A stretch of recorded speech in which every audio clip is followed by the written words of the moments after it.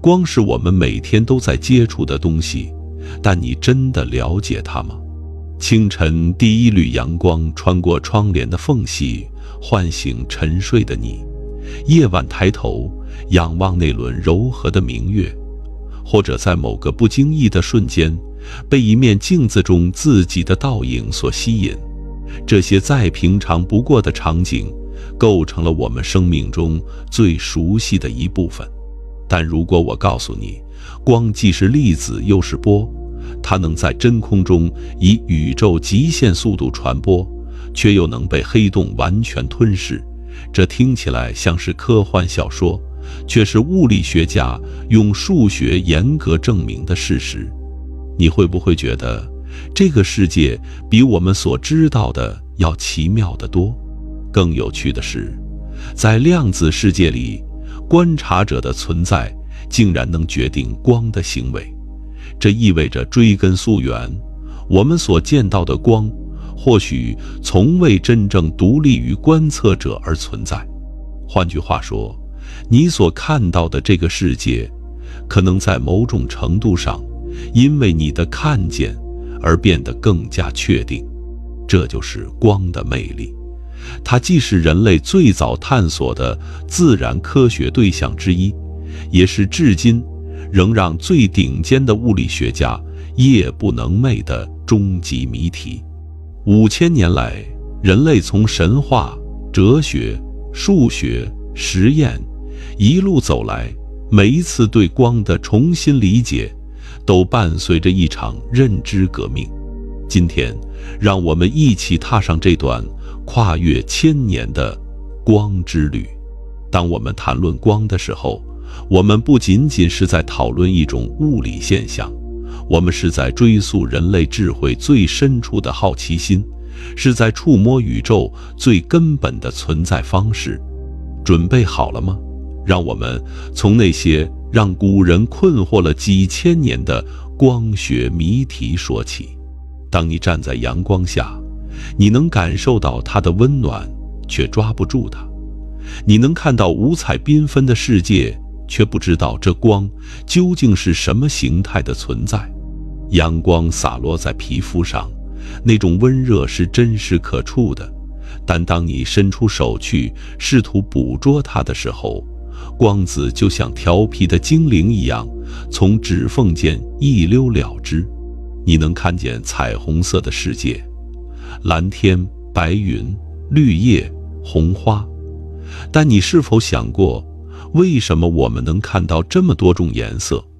为什么夜空中的月光总是那么柔和，而正午的阳光却刺眼到让人睁不开眼？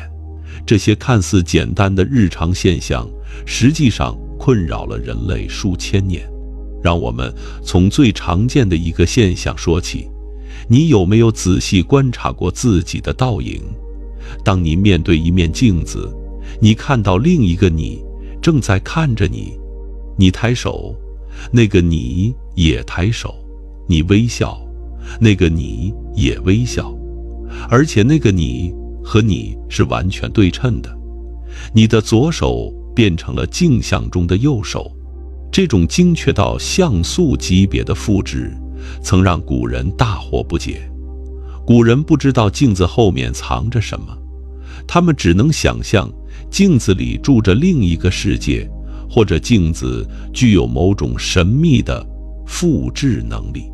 再说彩虹，你有没有想过，为什么彩虹总是恰好7种颜色：红、橙、黄、绿、蓝、靛、紫？这个顺序你从小就会背，但你有没有停下来想过，为什么不是6种或者8种？为什么不是随机排列，而是固定顺序？为什么彩虹总是呈现弧形，而不是方形或者圆形？牛顿之前，没有人能给出令人信服的答案。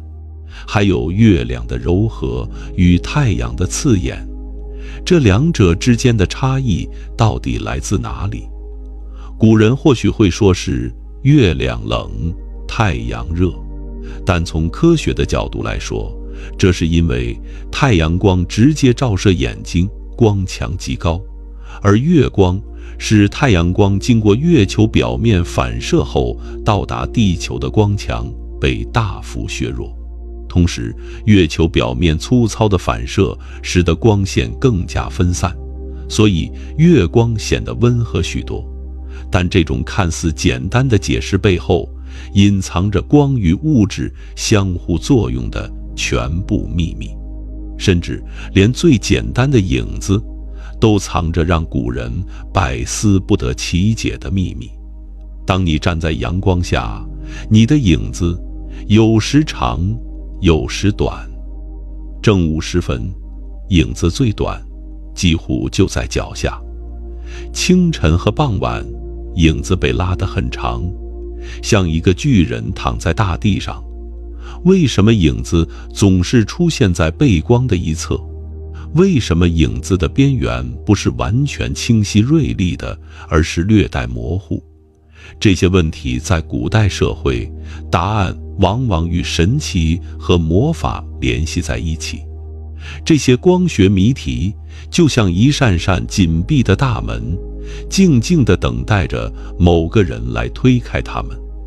而真正用数学和实验揭开光的面纱的第一人究竟是谁？这个问题我们稍后再揭晓。但请记住这些谜题，因为当你了解它们背后的真相之后，你会惊讶地发现，那些困扰古人的神秘现象其实揭示了宇宙最深层的运行规律。在显微镜和望远镜发明之前，人类只能用肉眼观察光，用大脑想象光。那时候关于光的本质，最流行的解释竟然与神奇和灵魂有关。闭上眼睛，想象一下你生活在2000多年前的古希腊，你看到的世界是通过你的眼睛传递给你的。那么问题来了，眼睛是怎么看见的？古希腊最伟大的哲学家之一柏拉图，在他的著作《地脉欧篇》中提出了一个大胆的理论。柏拉图认为，我们的眼睛会发出某种看不见的触须，这些触须就像柔软的手指一样，从眼球延伸出去，轻轻触摸我们面前的物体。只有当这些触须接触到物体并感知到它的形状、颜色和质地之后，我们才能真正看见它。这个理论听起来或许荒诞，但柏拉图这样想是有他的道理的。在他的哲学体系里，视觉被赋予了某种神圣的属性。柏拉图认为，真理和知识不是从外界输入给我们的，而是我们内在的灵魂本来就拥有的。眼睛发出触须去触碰物体，这个过程象征着灵魂主动地去把握真理。所以在他看来，视觉是人类最高贵的感官，是灵魂通往理性世界的窗口。有意思的是，柏拉图的理论虽然在现代科学看来完全错误，但它其实隐含着一个深刻的洞察：视觉是一个主动的过程，而不仅仅是被动的接收信息。直到今天，神经科学家仍然在研究大脑如何主动构建我们所见到的图像。与此同时，在遥远的中国，另一群思想家正在用完全不同的方式探索光的秘密。公元前5世纪，在中国的鲁国，一位名叫墨子的哲学家正在做一项实验。他让一个人站在一个黑暗的房间里，在正对着的墙上凿开一个小孔，然后让另一个人举着一支蜡烛站在墙外。神奇的事情发生了，墙外蜡烛的影像竟然倒立着出现在黑暗房间的内壁上，这就是著名的小孔成像现象。墨子不仅观察到了这个现象，他还用几何光学的方法给出了正确的解释。光沿直线传播，通过小孔的光线在墙壁上投射出倒立的影像。这是人类历史上最早的光学实验记录之一，比欧洲类似的实验早了整整1000多年。墨子还详细记录了凹面镜和凸面镜的成像规律。他发现，凹面镜能使物体呈现倒立缩小的像，而凸面镜则只能呈现正立缩小的像。这些发现被记录在《墨经》一书中，成为中国古代科学最宝贵的遗产之一。而在更东边的阿拉伯世界，另一位学者正在用完全不同的方法研究光。公元11世纪，阿拉伯学者伊本·海什木在欧洲，他被称为阿尔哈曾，撰写了一部划时代的著作《光学书》。海什木是第一个系统性的用实验方法研究视觉的科学家。他通过一系列精心设计的实验，证明了柏拉图触须理论的错误。海什木指出，眼睛不可能发出任何触须，因为如果你直视太阳，你的眼睛会被灼伤。这说明光线是从外部进入眼睛的，而不是从眼睛向外发出的。他进一步提出，视觉的真正机制是光源发出，光线照射到物体表面，光线从物体反射后进入眼睛，被视网膜接收并传递到大脑，最终形成视觉。这个理论看起来如此简单和显然，以至于2000年后的我们觉得它理所当然。但在海什木生活的时代，这个理论是革命性的。它不仅正确地解释了视觉的基本原理，还为后来的光学研究指明了方向。要研究光，我们需要研究光线如何产生，如何传播，如何与物质相互作用。更有意思的是，海什木还研究了光的折射现象。他发现，当光从一种介质进入另一种介质时，会发生偏折。比如从空气进入水中，光线会在水面处弯折。他甚至尝试测量这个偏折的角度，虽然以当时的精度限制，它的数值并不完全准确，但他意识到这个现象与光的传播介质有关。古人的这些探索虽然粗糙，却为后来科学革命埋下了种子。他们奠定了最基本的概念框架：光是什么？它从哪里来？它如何传播？柏拉图的触须虽然错了，但它暗示了视觉的主动性。墨子的小孔成像虽然简单，但它揭示了光沿直线传播的核心规律。海什木的反射理论虽然朴素，但它建立了光与视觉之间的正确联系。那么，真正用数学和实验揭开光的面纱的第一人究竟是谁？答案或许出乎你的意料，那是一个被苹果砸中脑袋的科学家，或者说，那是一个躲在乡下农场里躲避瘟疫的年轻人。1666年，伦敦遭遇了一场可怕的瘟疫，那场瘟疫后来被称为伦敦大瘟疫，在短短1年内夺去了超过10万人的生命。在那个人心惶惶的城市里，一位年轻人躲进了乡下农场，试图远离疾病的威胁。没有人会想到，正是在那个阴暗潮湿的农场里，这个年轻人度过了他一生中最具创造力的时光。他的名字叫艾萨克·牛顿。牛顿在乡下农场的那段时间里，做了许多改变人类文明进程的科学研究，但其中最传奇的一个故事发生在某个普通的午后。牛顿不知从哪里找来了一块三角形的玻璃棱镜，他把窗帘拉上，只留一个小孔让阳光进入房间，然后把棱镜放在光柱的路径上。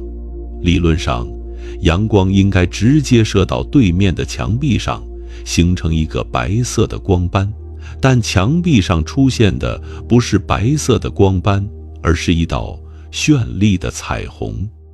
阳光通过棱镜后，竟然分解成了红、橙、黄、绿、蓝、靛、紫7种颜色的光斑。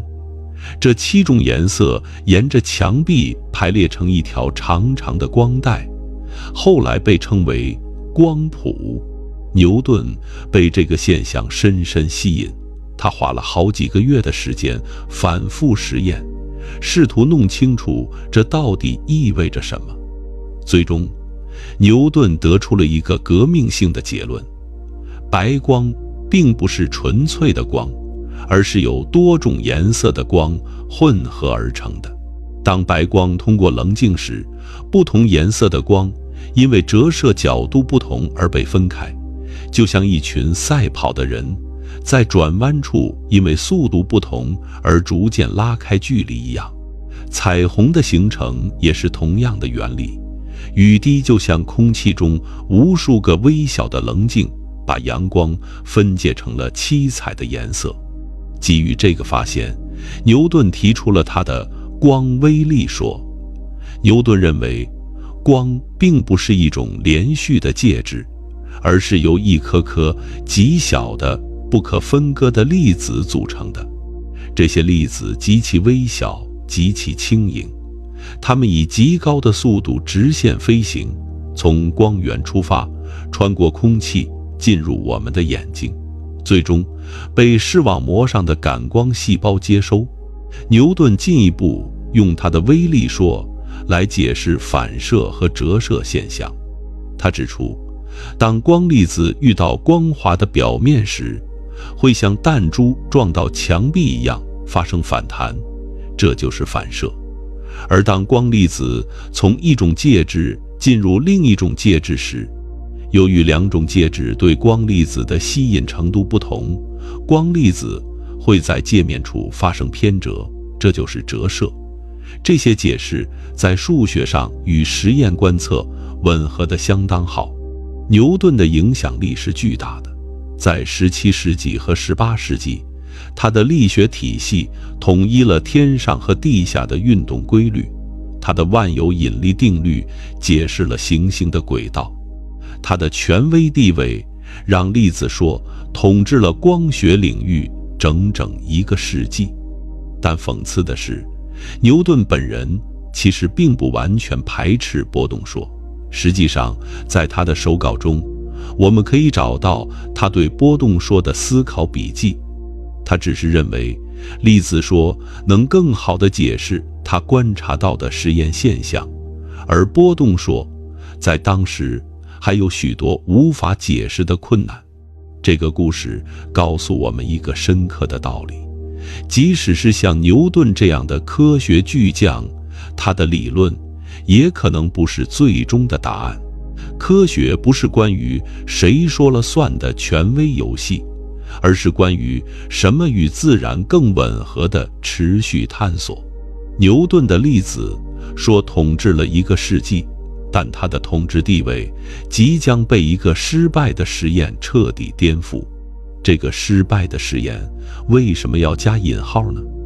因为它不仅不失败，反而是人类科学史上最成功、最具启发性的实验之一。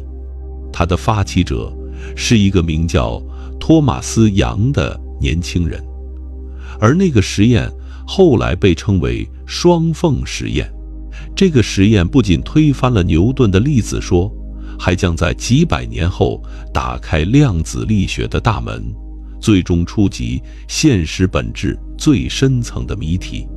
1801年，一个名叫托马斯·杨的英国医生兼物理学家，在一篇论文中描述了一个荒谬的实验。杨在论文中写道，如果光是由牛顿所说的微小粒子组成的，那么当一束光穿过2条狭窄的缝隙时，它应该形成2道光痕，一道对应1条缝隙，就像你朝墙上扔2颗弹珠，如果墙上有2个洞，你就会看到两个洞的位置留下弹珠的痕迹。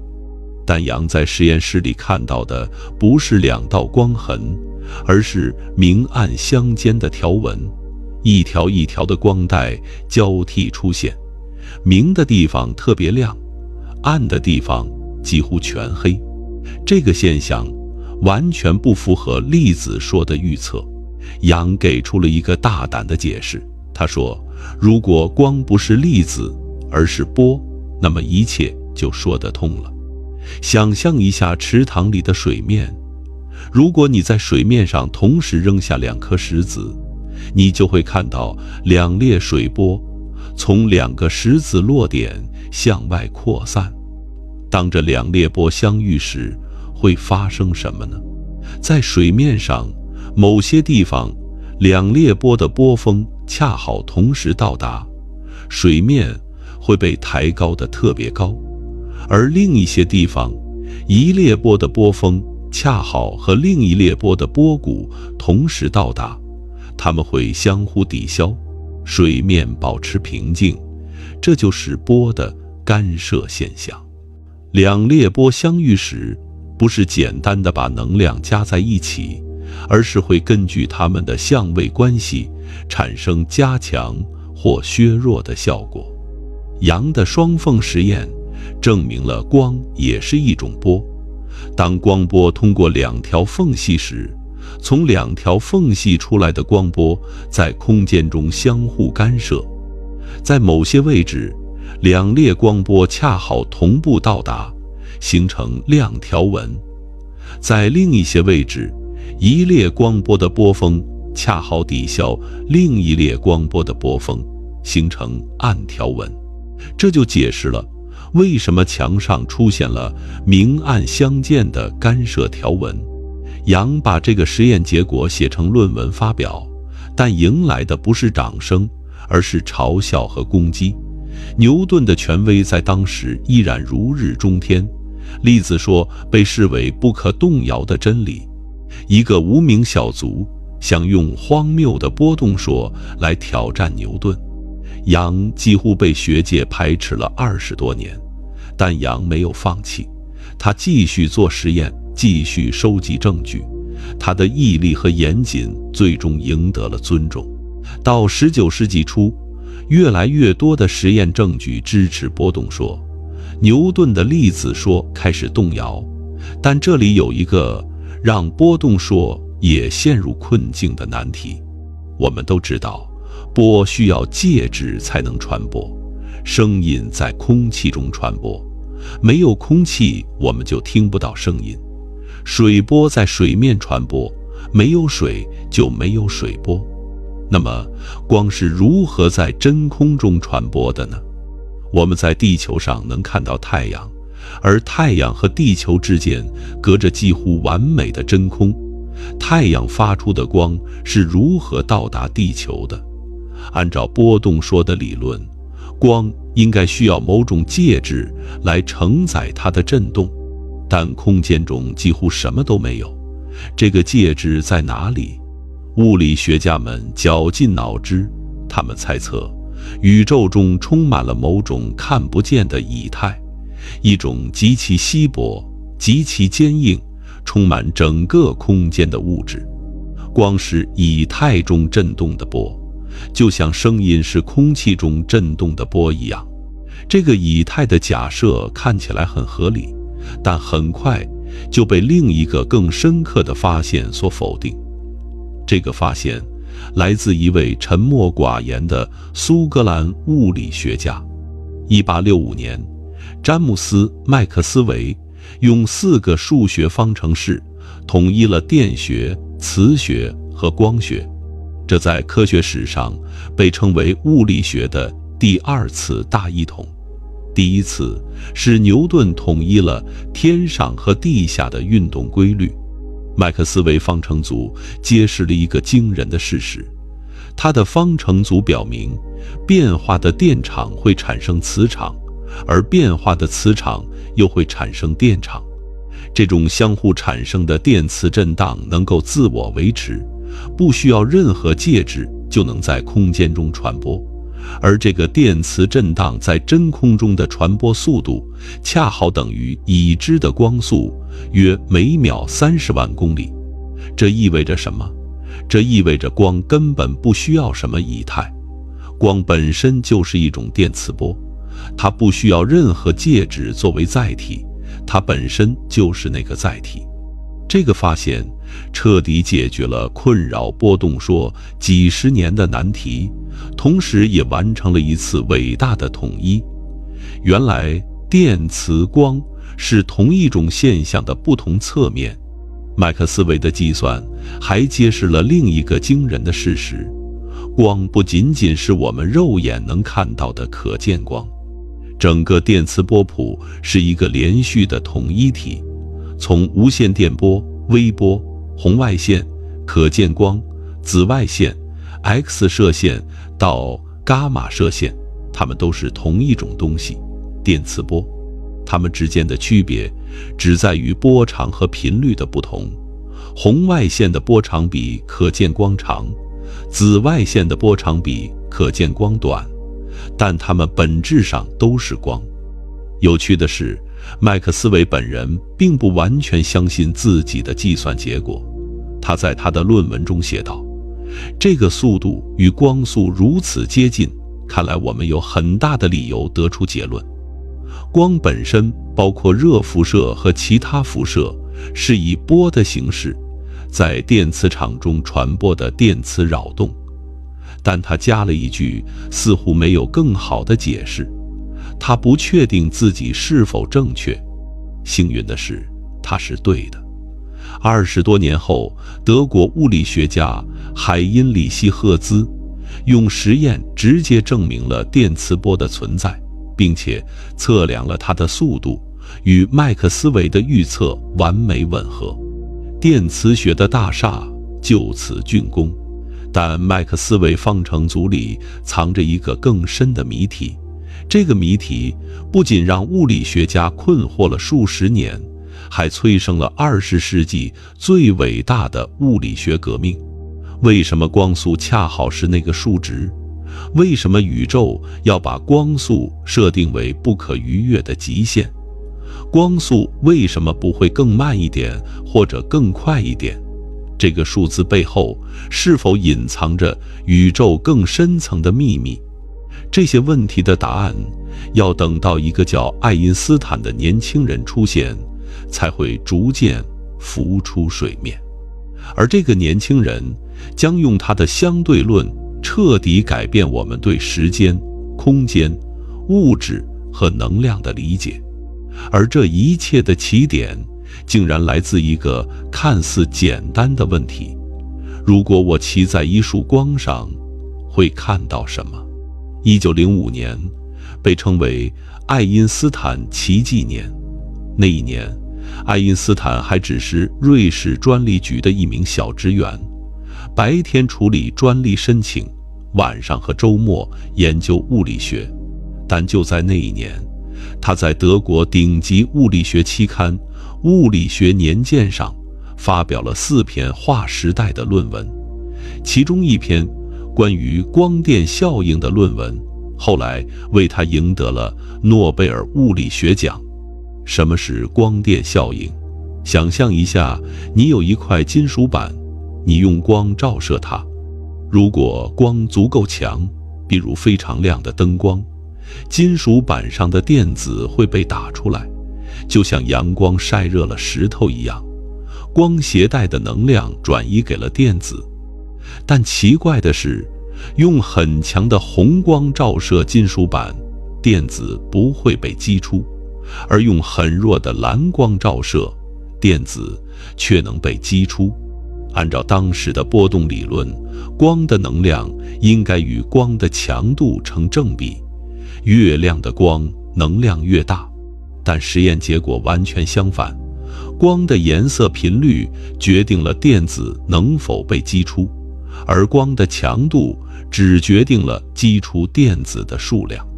爱因斯坦给出了一个革命性的解释，他指出，光的能量不是连续分布的，而是以离散的小包的形式存在的。他把这些小包称为光量子，后来他们有了另一个名字——光子。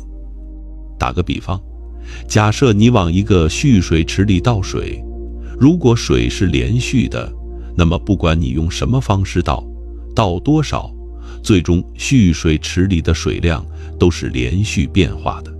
但爱因斯坦告诉我们，水其实是一颗颗水珠组成的，每颗水珠就是一个最小单位，你倒进去的水只能是整数颗水珠，不能是半颗。这就是量子化的基本含义。用这个理论来理解光电效应就容易多了。每个光子携带的能量与它的频率成正比，蓝光的频率高，每个光子携带的能量大，足以把电子从金属中踢出来；红光的频率低，每个光子携带的能量小，不足以完成任务。所以不管红光多亮多强，光子的能量不够，电子就是出不来。这个解释简洁而有力，但它的意义远不止于此。爱因斯坦的论文证明了光同时具有粒子性和波动性。在光电效应中，光表现得像粒子，一个光子打出一个电子。在杨的双缝实验中，光又表现得像波，产生干涉条纹。这两种看似矛盾的特性，竟然在同一种东西上同时存在。物理学家们花了很长时间才接受这个奇怪的事实，最终他们发展出了一套完整的理论来描述这种波粒二象性——量子力学。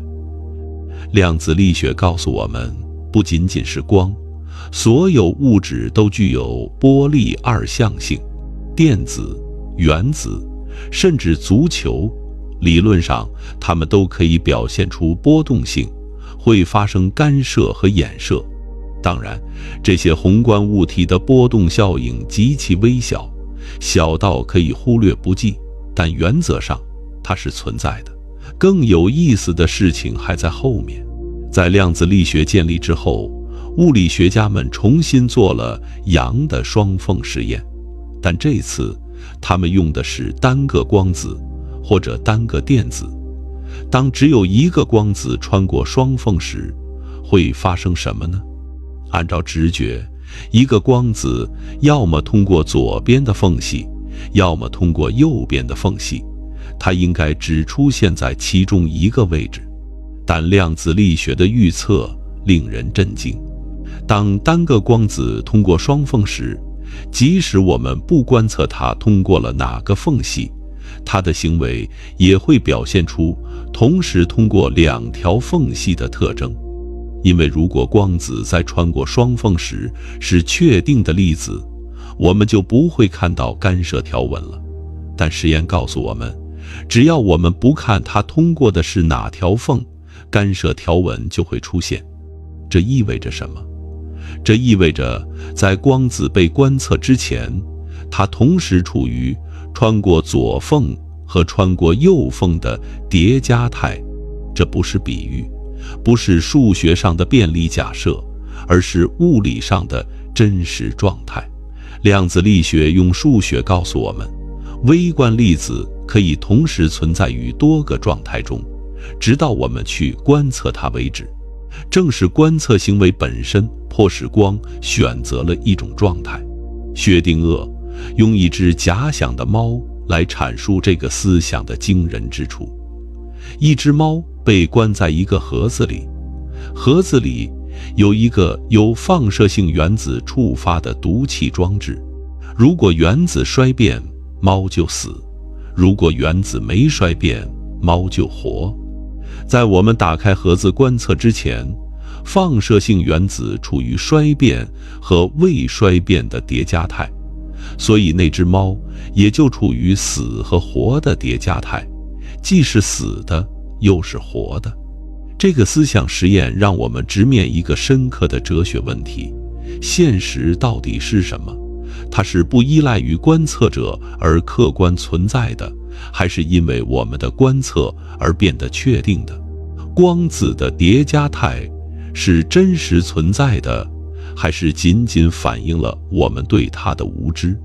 这些问题的答案至今没有定论，但有一点是确定的：量子力学揭示的这个世界，比任何人凭直觉想象的要奇怪得多。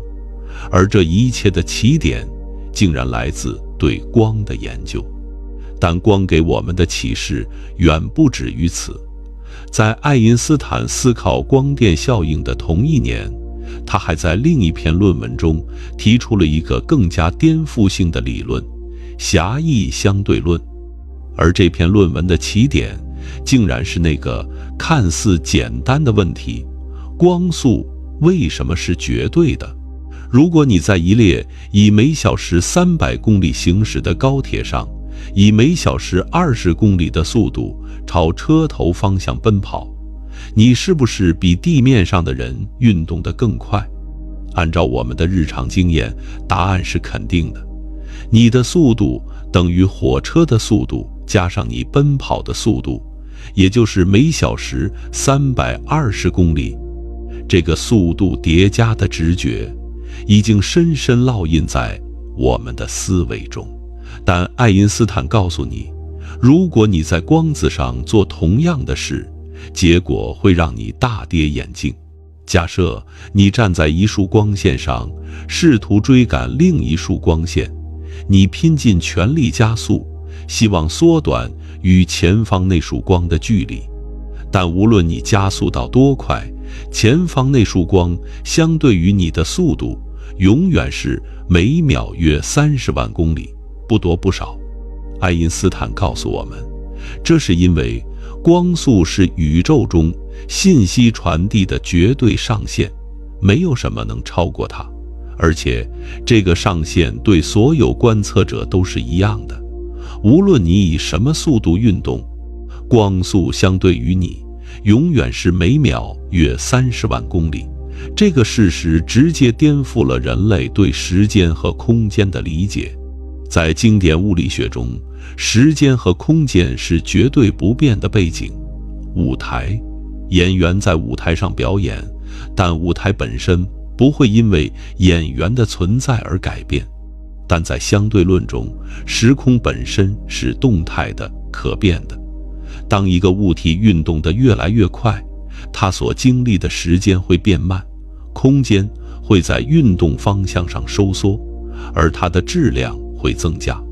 这些效应在日常速度下微乎其微，但当速度接近光速时，它们会变得非常显著。想象一下，你有一对双胞胎兄弟，你登上飞船，以接近光速的速度飞往一颗距离地球4光年的恒星。等你返回地球时，你在飞船上只过了几年，但你的兄弟可能已经老了10几岁，甚至几十年。这就是著名的双胞胎杨谬。虽然听起来像是悖论，但它不是，它是由时间膨胀效应造成的真实结果。为什么宇宙的基本定律要以光速为极限？一些物理学家提出了一个大胆的猜测：光速的精确数值可能与我们存在的本质有关。如果光速稍微快一点或慢一点，宇宙中就不会形成碳原子，因为碳的合成需要精细的核反应平衡，而这平衡依赖于几个与光速相关的宇宙常数。如果光速不同，恒星可能无法制造出碳、氧、铁等构成我们身体和地球的元素。换句话说，我们能够在这里讨论光速的精确数值这件事本身，可能就是宇宙允许我们存在的证明。这个想法有一个名字：人则原理。它不是说宇宙是为了我们而设计的，而是说，在一个允许智慧生命存在的宇宙中，光速只能是这些数值。这个想法是否正确，我们还不知道。但它深刻地影响了物理学家对宇宙基本定律的理解。现在，让我们把目光从理论的深海收回来，看一看我们已经掌握的光学技术。在过去的1个多世纪里，人类对光的操控能力达到了令人惊叹的水平，而这一切的起点是一束被比喻为死光的相干光束。1960年，人类制造出了第一束激光，这个词来自 Light Amplification by Stimulated Emission of Radiation 的首字母缩写，意思是通过受激辐射实现的光放大。要理解激光为什么特殊，我们需要先了解一个有趣的物理现象——受激辐射。1917年，爱因斯坦在研究光与物质的相互作用时，预言了一种特殊的现象。他指出，当一个处于激发态的原子遇到一个特定频率的光子时，它可能会被刺激，得发射出另一个光子。这个新光子的频率、相位、传播方向和偏振方向都与原来的光子完全相同。就像你在合唱团里领唱，其他人会跟着你的节奏唱一样，受激发射出来的光子是与原始光子完美同步的。这个现象在自然界中极为罕见，因为大多数光都是自发产生的，原子自己决定什么时候发光，发出的光相位和方向各不相同。但在某些特殊条件下，一束光可以引发连锁反应，使得大量的原子同时发出完全相同的光子，这就是激光的原理。第一束成功的激光是用红宝石制造的。当科学家用强光照射红宝石棒时，红宝石中的各原子被激发，然后通过受激发射释放出波长为694纳米的深红色激光。这束激光可以在月球表面留下一个仅几厘米大小的光点。考虑到月球距离地球约38万公里，这个精确度是惊人的。激光之所以特殊，是因为它具有3个独特的性质：方向性好、颜色纯、单色性、相干性高。方向性好意味着激光几乎不扩散，可以精确地瞄准远处很小的目标。相干性高意味着激光束中的光子步调完全一致，就像一支训练有素的军队整齐划一地前进。颜色纯意味着激光几乎是完美的单色光，所有光子都具有完全相同的波长和频率。这些特性让激光在无数领域大放异彩。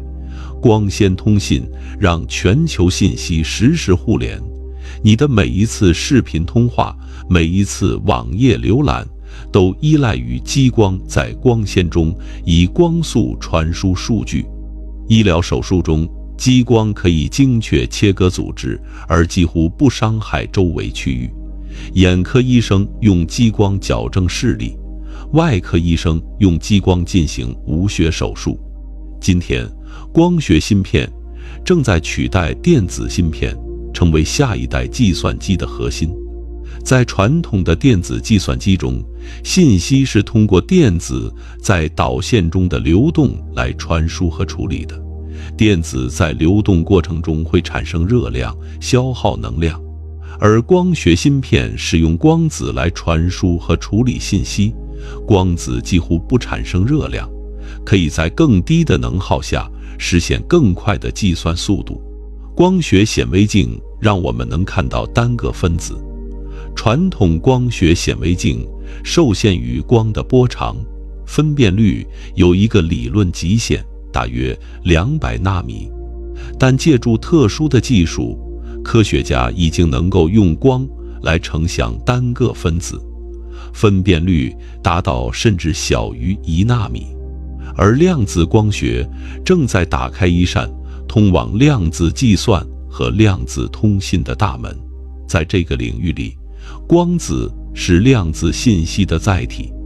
量子计算利用光子的量子叠加态来实现并行计算，理论上可以解决传统计算机无法处理的复杂问题。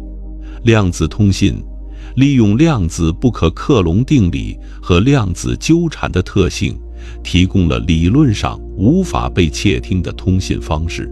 但最前沿的实验已经触及到更深的哲学问题。最近，科学家成功让光冻结在极端低温下长达1分钟。这听起来像是科幻小说，但它是真实的实验。当光进入特定的人工材料时，它的传播速度可以被大幅降低，甚至在理论上可以完全停下来。2013年，德国慕尼黑大学的科学家用一种叫做光子晶体的特殊材料，将光速降低到了每秒近几米，然后用超低温冷却，成功将光冻结了整整1分钟。当光停止时，它所携带的信息，所有的光强分布和相位信息都被储存在原子的自旋中，然后通过重新加热和施加控制脉冲，被冻结的光可以完全恢复，仿佛什么都没有发生过一样。这个实验的深远意义在于，它展示了光与物质之间深刻的相互作用。光是能量，但当它与物质耦合时，它可以暂时寄存在物质中，以物质的状态存在。这模糊了光是什么和物质是什么之间的界限。如果我们能完全控制光的一切行为，是否意味着我们能操控现实本身？这个问题或许没有最终的答案，但正是这种追问推动着人类不断向未知的边界探索，而这种探索精神正是光带给我们最宝贵的礼物。从远古神话到量子力学，人类对光的认知走过了5000年，但这真的是终点吗？回顾历史，几乎每一次对光的新发现都颠覆了人类对现实的基本认知。柏拉图用触须来解释视觉，虽然错了，但它让我们开始思考看这个动作的本质。小孔成像实验揭示了光沿直线传播这一基本事实，让人们意识到我们可以用数学来描述自然。牛顿的棱镜实验证明，白光不是纯粹的，而是混合的，让我们开始理解颜色的真正来源。阳的双缝实验动摇了牛顿的粒子说，但更重要的是，它让我们直面了一个深刻的困惑：微观世界的行为为什么与我们日常的经验如此不同？麦克斯韦的统一让物理学家意识到，电、磁、光原来是一体的，宇宙比我们想象的更加和谐和统一。爱因斯坦的相对论让我们明白，时间和空间不是固定不变的舞台，而是可以被运动所扭曲的动态之物。量子力学更让我们目瞪口呆，观测者与被观测者不可分割。叠加态不是虚构的数学工具，而是物理上的真实存在。光教会我们一个深刻的道理：自然界的真实面貌往往与人类直觉完全不同。我们以为光是纯粹的能量，但它同时具有粒子性。每当我们用粒子性的角度理解光的一些行为时，波动的特性就会突然显现。每当我们用波动的角度理解另一些行为时，粒子性又会跳出来给我们惊喜。光在粒子和波之间的这种灵活切换，让它到底是什么？这个问题变得无法回答。我们以为光是客观的存在，不依赖于观测者而独立存在。但量子力学告诉我们，观测行为本身就能改变光的行为。在我们观测之前，光子处于穿过左缝和穿过右缝的叠加态。我们的观测行为迫使它选择了其中一种状态，是我们的观测让这个世界变得更加确定。这个发现让我们不得不重新思考什么是真实。我们以为光速是绝对的，是一个固定的常数，但相对论证明光速与时空结构紧密相连。当物体接近光速时，时间会变慢，空间会收缩，质量会增加。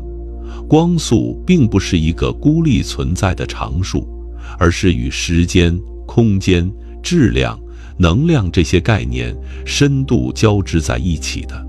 古人在面对光的时候，感受到的是困惑和敬畏。现代人在面对量子力学和相对论的时候，同样感到困惑和敬畏。但这两种困惑和敬畏的本质是不同的。古人的困惑来自于不了解，而现代人的困惑来自于了解的太多。因为我们越是深入地研究光，就越是发现它背后隐藏着无限的可能性。当我们仰望夜空时，那点点星光可能已经在宇宙中旅行了数百万年，才到达我们的眼睛。那些光子穿越了难以想象的距离，穿越了虚空，穿越了时间，最终落在我们的视网膜上，让我们得以窥见宇宙遥远的过去。每一缕星光都是宇宙写给我们的信，而光是我们用来阅读这封信的唯一语言。当我们思考光的时候，我们不仅仅是在思考一种物理现象，我们是在追溯宇宙最深处的运行规律。光是一切可见世界的媒介，没有光就没有颜色，没有形状，没有视觉，没有我们对这个世界的所有感知。从这个意义上说，我们所看到的整个世界都浸泡在光之中，而光本身也是一个永远在旅途中的旅行者。它从太阳核心产生后，需要经过数万年，才能从太阳核心爬到太阳表面，然后只需要8分20秒就能从太阳表面到达地球。在宇宙的尺度上，光速快得惊人，但在微观世界的尺度上，光子从太阳中心到表面的这段旅程却慢得不可思议。因为光子在太阳内部不断被吸收和再发射，每一次跳跃都是随机的。这个随机游走的过程需要几万年才能把能量从核心带到表面。这个事实告诉我们，宇宙中充满了矛盾和反直觉的现象。光既是粒子又是波，光速既是绝对的，又与时空相关。光子在太阳内部走得如此缓慢，但一旦逃逸到太空中就快得惊人。这或许就是自然的真实面貌，充满了看似矛盾但实际上和谐统一的奇迹。或许光的最终本质超出了人类语言和数学能够描述的范畴，但正是这种永远无法完全抵达的感觉，让我们始终保持着探索的热情。科学最迷人的地方就在于，它永远在邀请我们继续追问，继续探索，继续向未知的边界迈进。而那束照亮黑暗的光，也许终将照亮我们自身认知的局限。当我们闭上眼睛，即将入睡的时候，不妨想想这些关于光的事实。你正在被无数的光子包围，从灯泡，从屏幕，从遥远的星空，他们旅行了那么远的距离，只为了在你的眼睛里完成一次相遇。那道光不仅是能量，不仅是一种物理现象，它还是一种连接，连接着你和宇宙中每一个发出光的地方。在这个夜晚，当月光洒落在你的窗台，当星光穿过你的窗帘，请记得，你正在被整个宇宙所照亮。那些光子在穿越了漫长的虚空之后，终于抵达了你。他们用一种古老而神秘的方式告诉你，即使在最深的黑暗中，光也从未停止它的旅程。晚安。